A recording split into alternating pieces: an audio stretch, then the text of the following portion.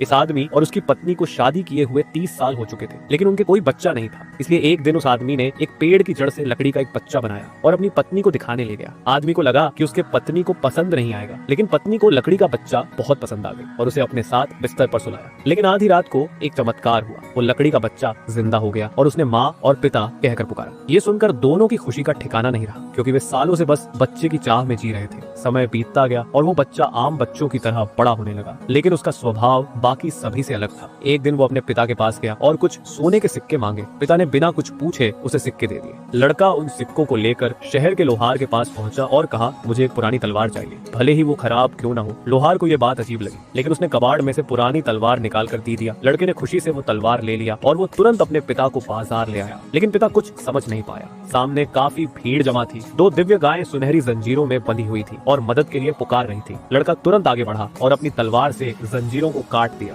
तभी जंजीरों से एक तेज सुनहरी रोशनी फैल गई। तभी वहाँ एक रहस्यमय बूढ़ा आ गया और बोला, ये गाय अब तुम्हारे घर जाएगा। साथ ही ये भी बताया कि ये गाय घास नहीं बल्कि कोयला खाती है। लड़का घर लौटा और 20 बड़े पेड़ काटकर कोयला बनाया। अगले ही पल गायों ने सभी कोयला खा लिया और फिर अचानक वो गाय उड़कर आकाश में चली गई। जिसके बाद लड़का अपने पिता के पास गया और अपने रहस्य बताया। लड़का जैसे ही दरवाजे पर बनी मूर्ति को थपथपाया, उसे लाल रंग का शराब और ब्रांडी निकलने लगा। लड़के ने कहा कि ये पिता के लिए एक तोहफा है ताकि वो अमीर बन सके। जिसके बाद लड़का पिता को खेत में ले गया और एक पत्थर और हल को बुलाया और उसने कहा, अगर कभी शराब पानी में बदल जाए और पत्थर हल की ओर दौड़ पड़े तो समझ लेना मैं मर गया हूँ, और अगर आपको मेरी याद आए तो हल पर बैठ जाना, वो हल आपको मेरी कब्र तक ले जाएगा। इसके बाद लड़के ने पिता से विदा लिया और दुनिया घूमने निकल पड़ा। पहाड़ों और घाटियों को पार करते हुए वो एक समृद्ध राज्य में पहुंचा। वहाँ उसने राजा से कहा कि वो देश की भलाई में मदद करना चाहता है। राजा उसकी ईमानदारी से प्रभावित हुआ और उसने महल के काम पर रख लिया। उसे सुरक्षा और फर्नीचर की मरम्मत का काम दिया गया, लेकिन राजा को यह अंदाजा नहीं था कि ये लड़का उसकी सबसे प्यारी बेटी को उससे दूर कर देगा। साथ लड़के ने राजा का भरोसा जीत लिया और राजकुमारी को भी उससे प्यार हो गया और धीरे धीरे लड़के को भी उसे लगाव हो गया। आखिरकार राजकुमारी ने राजा से उस लड़के से शादी करने के लिए जिद करने लगा और राजा खुशी खुशी मान गया।